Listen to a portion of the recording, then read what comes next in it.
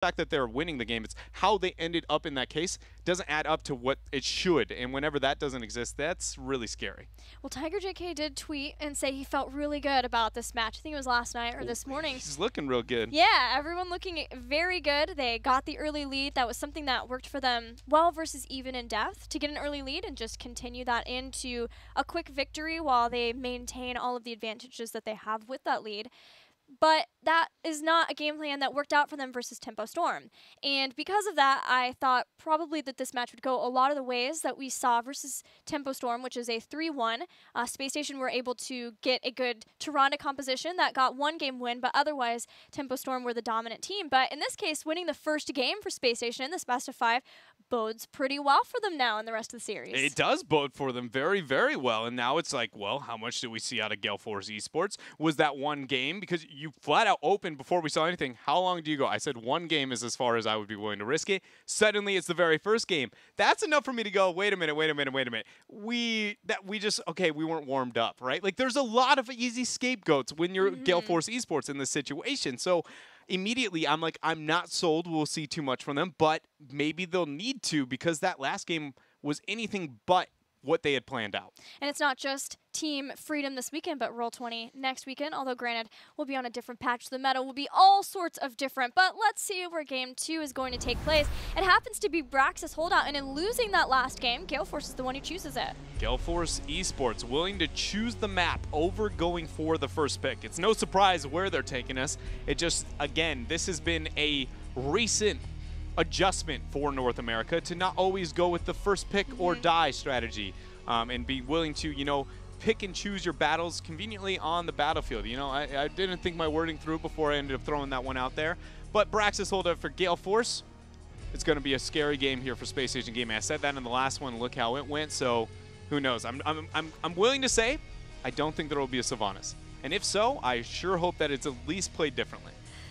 I would agree with that, but Spacestation is a team who knows the style of Gale Force. I mean, at this point, everybody knows the style of Gale Force because they've all started adopting it for Braxis Holdout, but Gale Force are still the kings of it. Though granted, Equinox and spending time on Gale Force eSports in the time when Gale Force was developing this strategy has implemented it with his team as well, and to pretty good success. They've gotten some good wins on Braxis Holdout, so I think that Gale Force can't just expect to come in here and have an opponent who won't be rotating in the same way that they will be. Yeah, and that kind of pulls back to that same thing. It's just about the mentality of Gale Force eSports here. How much respect suddenly are you willing to kind of shove over to the members of Spacestation Gaming when it comes to not only draft, but then that of strategy, how much you're willing to show of your own you know, personal take onto the meta and well. There's a lot of different things here, and I think it's really cool to see Gale Force have to answer those. You know, I know that they feel very different because when you're in their shoes, the easier your day is going, usually the better. But for everybody at home, we get to learn a lot more about the North American perspective whenever we have days like this.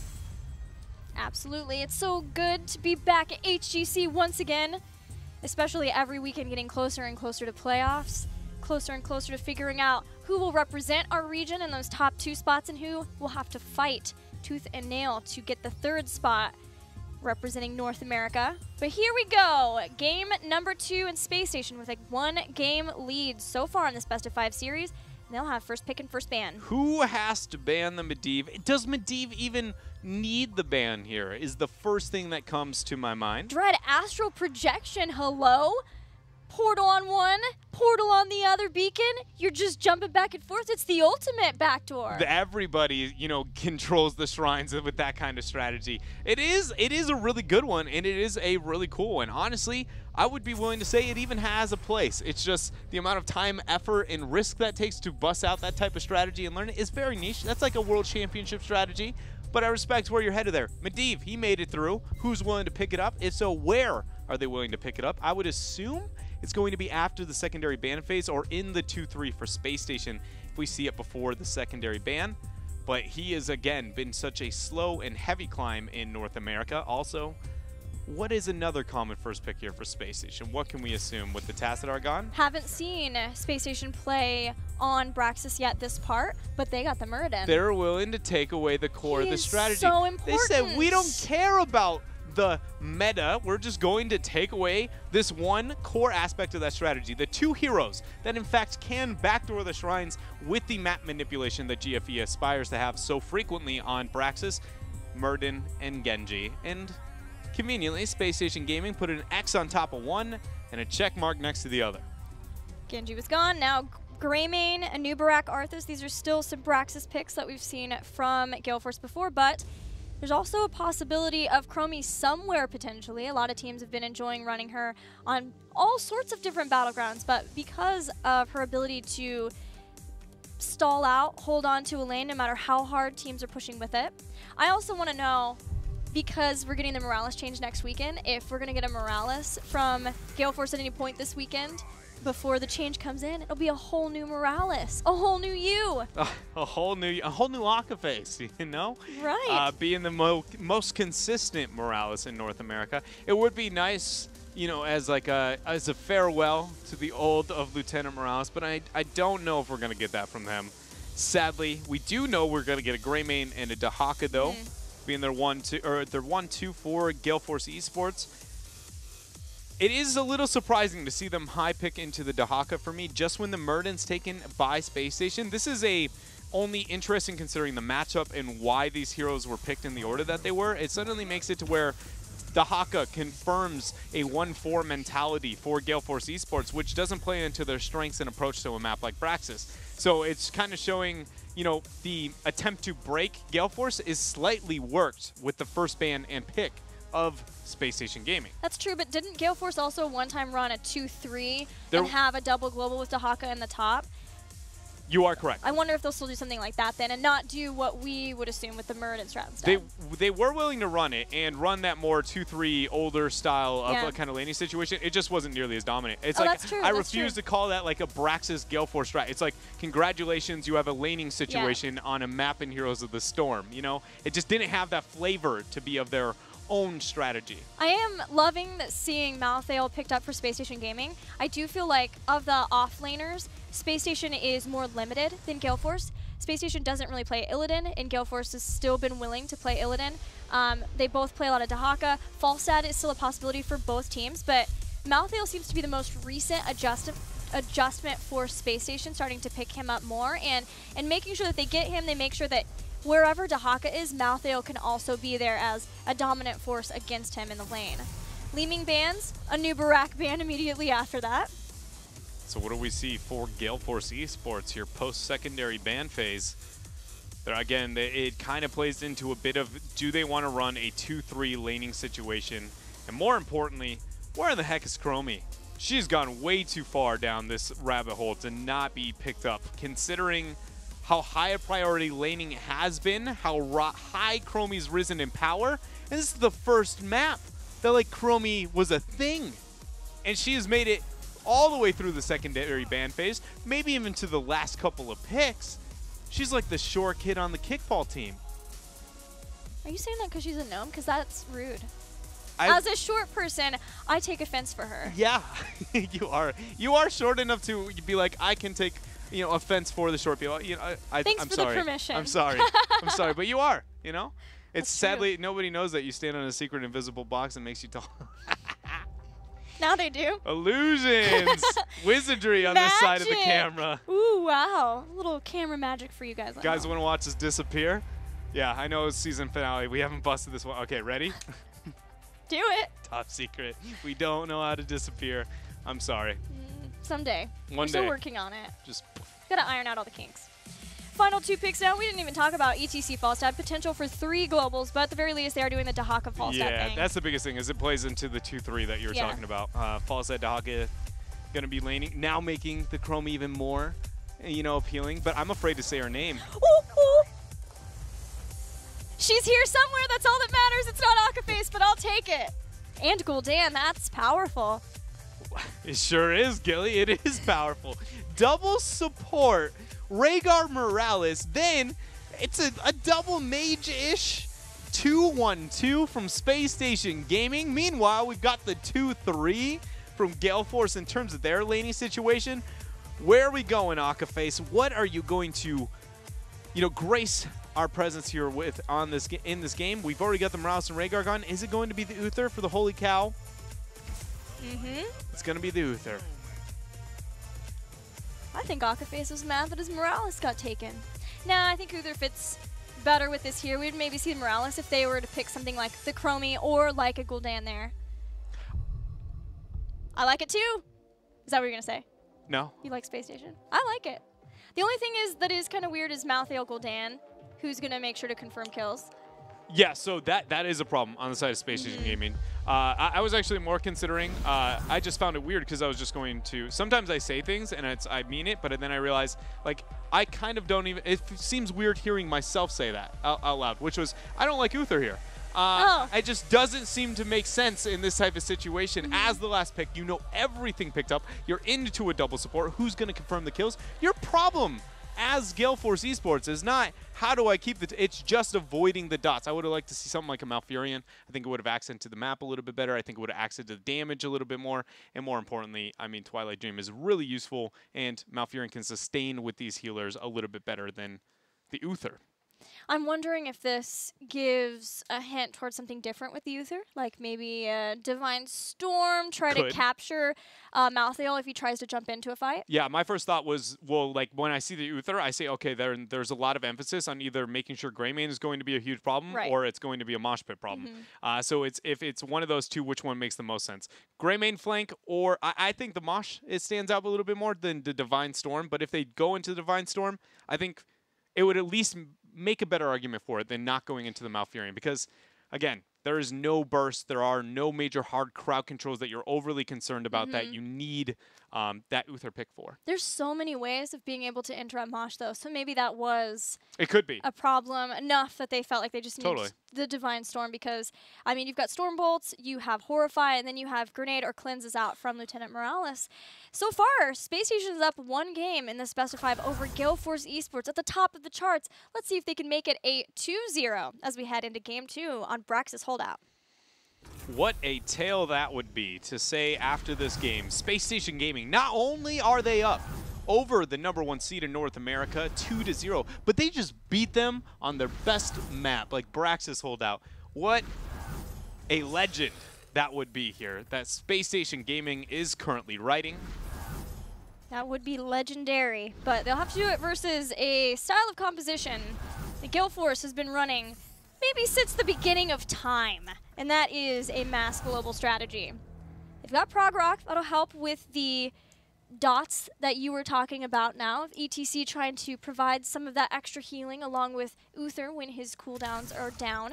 And then they've got the self-sustain of Dahaka, potentially Falstad. There's some things that he can pick too, like hammer gains. Falstad is going to be transitioning up towards top as the solo for that 1-3-1 that Gale Force is going to be running. You have the Uther and the ETC, so like Malfurion would have been, and what I was going to say as a follow-up for ETC, you've got the stun still from Uther to follow up, and then Greymane for damage. Here comes the first attempt. Shouldn't really lead to anything as long as the healing, oh wow! Body blocked. Is it going to be there? It didn't even matter. The members of Gale Force find the first blood after a great flank there up on bottom. I was just going to talk about the laning situation and decision-making for Gale Force to go with the 1-3-1. And I was going to talk about when you run a 1-3-1, we've seen a few teams be willing to pick up this strategy in North America, and your kill potential is just poor between your 3-man, the ETC, the Greymane, and the Uther, which it's decent, but it doesn't feel as one-shot, or at least you don't see those 3 and go, that is dead 100% of the time, especially with the double support existing on the other side. But with the rotations that they're making, even being willing to go through here and block out the globe, it looks like Gale Force has too big of an upper hand, as you see Trees having a general idea that something fishy's going on. Uh-oh.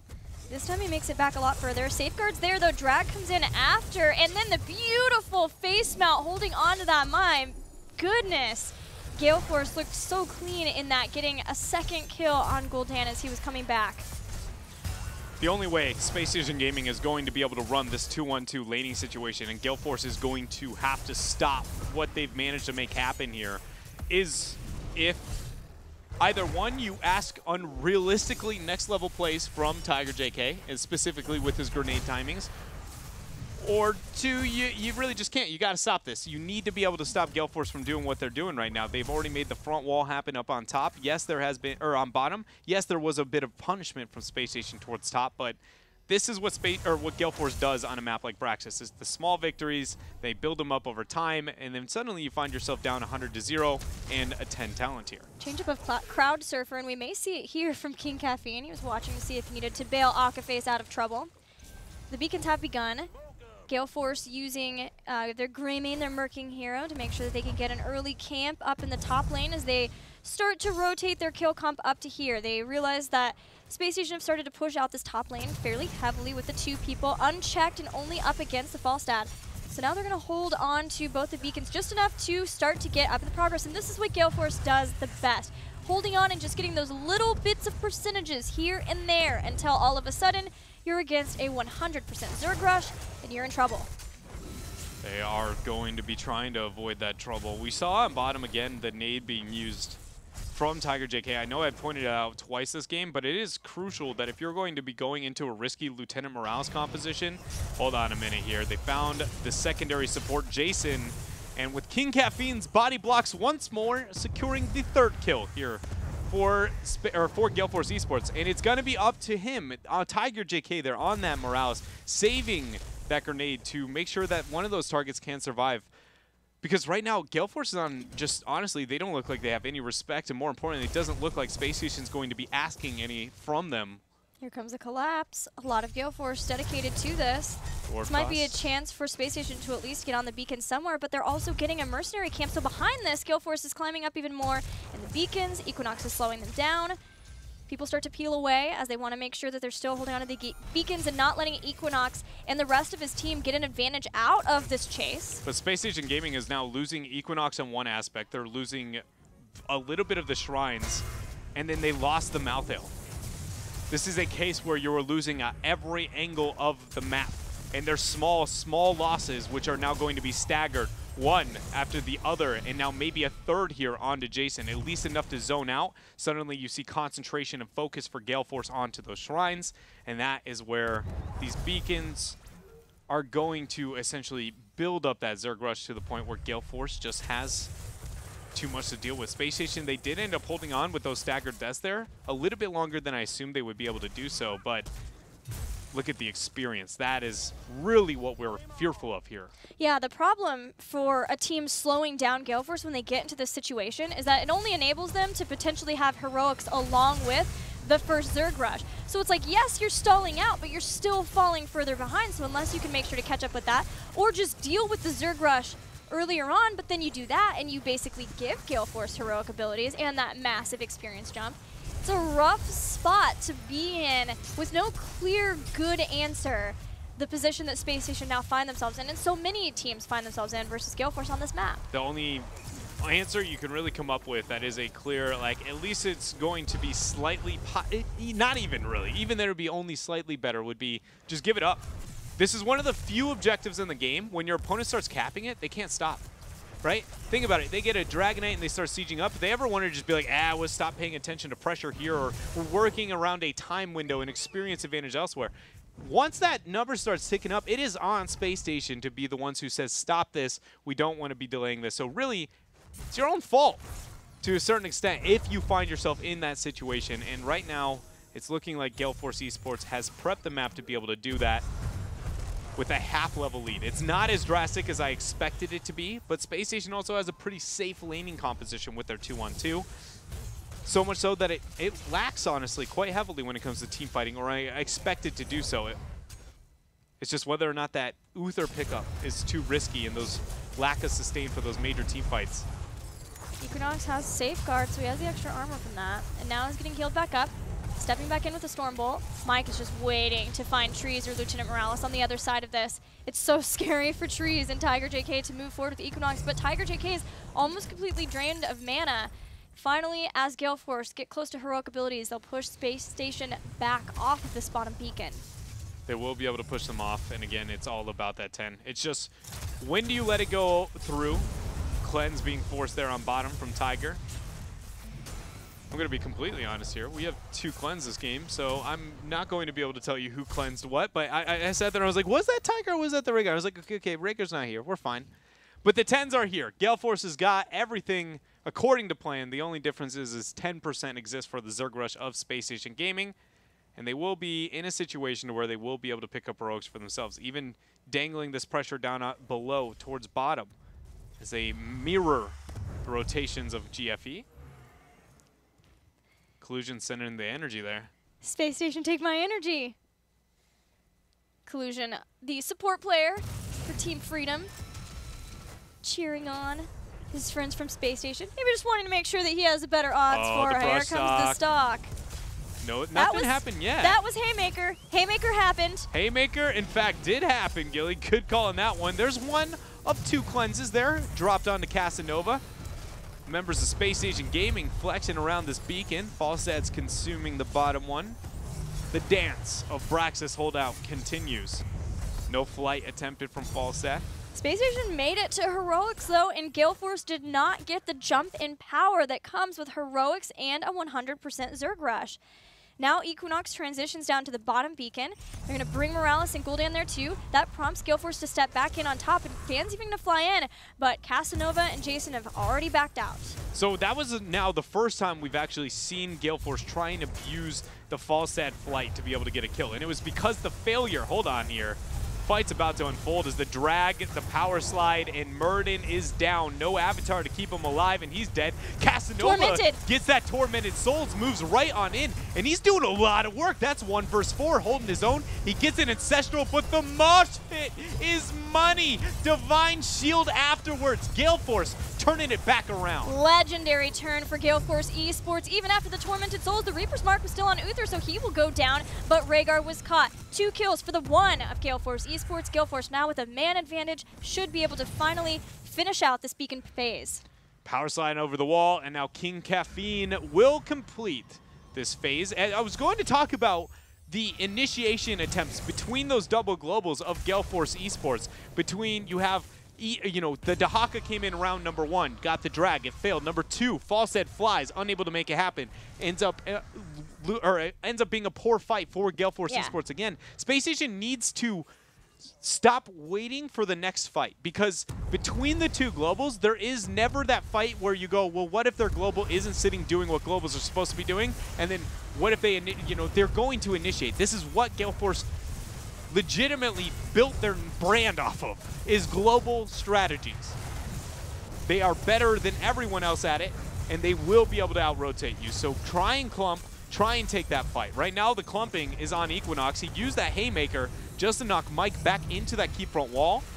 But the members of Gale Force eSports here, after getting that forward, they're pretty far forward. Yeah, Spacestation are trying to collapse because of that positioning.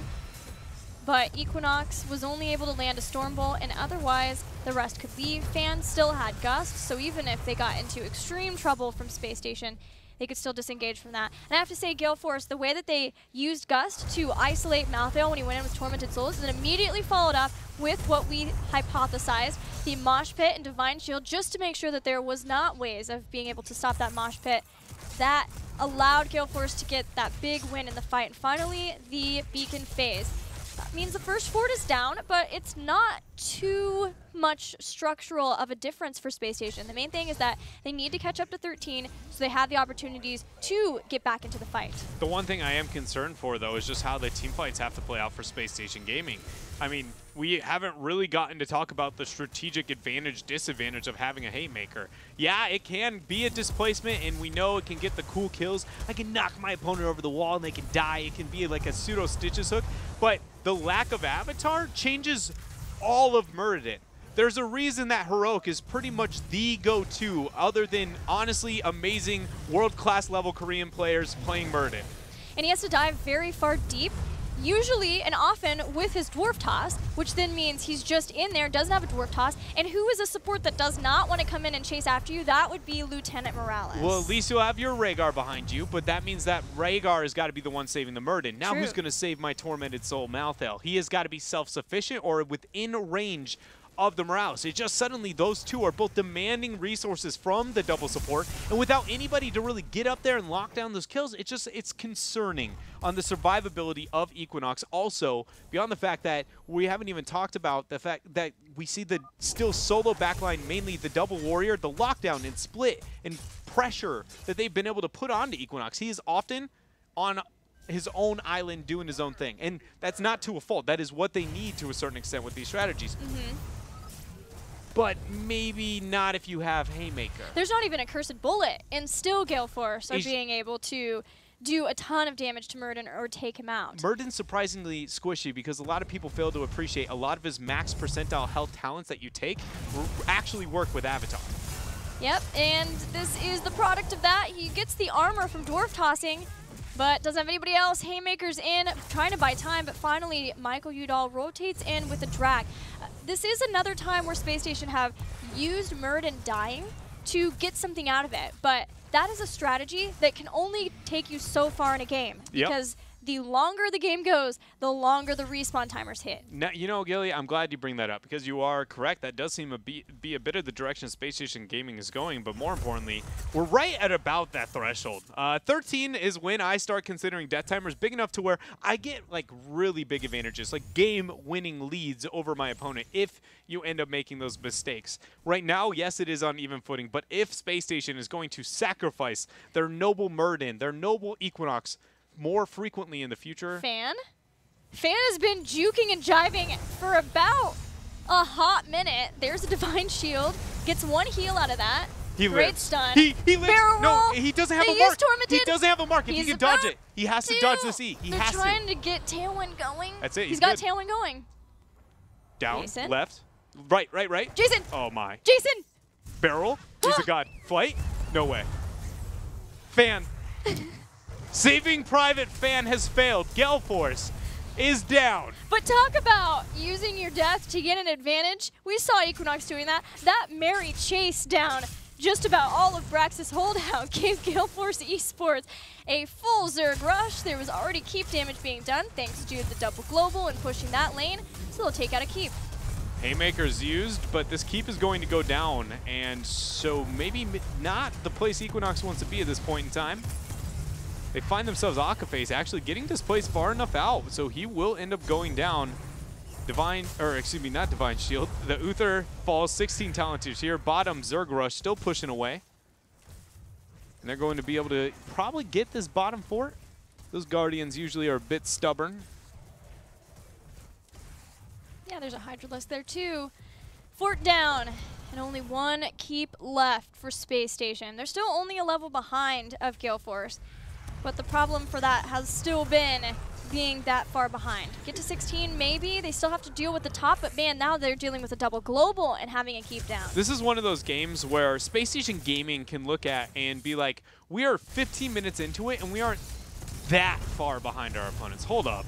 We're going to get a boss started. Mike Udall's focus, as you see him getting the flank around there. When boss control, Horrify is the best thing. Mike Udall's full focus. The members of Space Station want to get themselves the dino, but the barrel roll and Gus is enough. Boss is going to be reset. Not completely, it doesn't look like. That was reset number 1. Sands 16, Space Station moved back in on the boss. They recognize that they're in a tough situation in this game now. There's the power slide, Mosh Pit.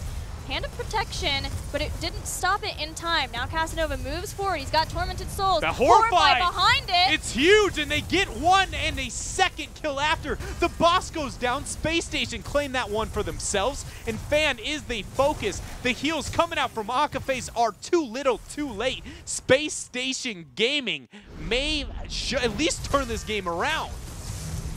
So King Caffeine going in, but immediately getting stunned just before Hand of Protection can continue out with that. We talked about Divine Shield, but maybe seeming like there were so many people in the area that only the cleanse was necessary. But that was titanic for Equinox to be able to stop that because of the positioning, because of the choke, and the way that Gale Force were wanting to use that. After that, getting the 3 kills, Space Station have to get a ton done in this amount of time. They've already caught up in experience. They're at 16. There's the Reaper's mark. He's got disengage, out of range for Casanova, drag land. So he's going to survive. Oh, Equinox may not. Doesn't have Cleanse. Haymaker. He doesn't have any mana. That's the biggest thing, is the fact that he has no way out of this. Talking trees, he gets flash, barrel roll, W. Gus is going to split the members of Space Station. Gale Force eSports wants this fight. Casanova is going to go ahead and teleport away. Power Slide lands. Tiger JK gets in his medevac. He's going to get out of that thing too. They're turning this. Look at Casanova. He doesn't even have That Tormented. mosh pit, he's just dancing alone by himself in a corner there. And now when we see King Caffeine go down, the siege up on bottom, Gilly. Are they about to turn this game around, Dread? Are they about to pull ahead and take a 2-0 lead on the series? It's looking like it. They already have a level lead. They've got beacons that they can start right now. Gale Force have 23 seconds until they can get ETC back in. And even then, there's no mosh pit for 80 seconds. Space Station Gaming, this is it. We haven't thought about it. What if we just play on a outer space map? Like, this is the second time you phrase something as about to be just truly game-changing in terms of Heroes of the Storm analysis, and then it is useless to us. just doing my job here, ladies and gentlemen. I think it was useful because we now know that Space Station Gaming just looks on a completely another level whenever they get to play at home turf. New strategy. There you go. What do we have? Space Station somehow won that fight without Horrify and without Tormented Souls. And that means they still have those, both of those, with the Zerg Rush as they approach the keep of Gale Force eSports. Gale Force still 30 seconds without a mosh pit. 30 seconds without a mosh pit. Not even to talk about the lack of anti-synergy throughout this entire game. The coordination we've seen Space Station Gaming display with those heroics, but the Zerg Rush has made its way to the core. Stormbolt lands. Cleanse has been forced. No Haymaker available. Mike's the focus. Adaptation doesn't go off. He ends up going down. He dies. He dies as he was trying to drag it in. Divine Shield used on top of it. This is game. Gust throws back a lot of the members, but there's still Zerg and all of Space Station on the core as it continues to fall. Now Horrify allows the members of Space Station to just push back Gale Force again. We're at 30%. Space Station's about to go up 2 games over Gale Force eSports. What? Gale Force eSports has got to be sitting there and just going, what went wrong? Thinking emoji. Still got nothing. I mean, I've got a couple of things, but the biggest thing here is I just want to highlight the fact that game number 1, I was like, well, the Sylph, it's a little weird. You know, they failed to play to their strengths. This game, there are no excuses on the side of Gale Force eSports. This is just flat Space Station Gaming doing what they needed to do. I mean, there was a couple of mistakes here and there on the side of Gale Force, but that's called being human. The game number 1, that was not the case. It was a very, like, what is happening here? This was Space Station Gaming really bringing it to Gale Force eSports. And now, if Gale Force wants to win, that's got to be a reverse sweep. Yeah. That is ridiculous. Maybe Gale Force came into this series fully just planning on Team Freedom. Maybe they discounted Space Station. They had already beaten them last time. But now they've got to go back to the drawing board in the little bit of time that they're going to have here. We're going to a break, and when we come back, it's do or die for Gale Force. Gaming display with those heroics, but the Zerg Rush has made its way to the core. Stormbolt lands. Cleanse has been forced. No Haymaker available. Mike's the focus. Adaptation doesn't go off. He ends up going down. He dies. He dies as he was trying to drag it in. Divine Shield used on top of it. This is game. Gust throws back a lot of the members.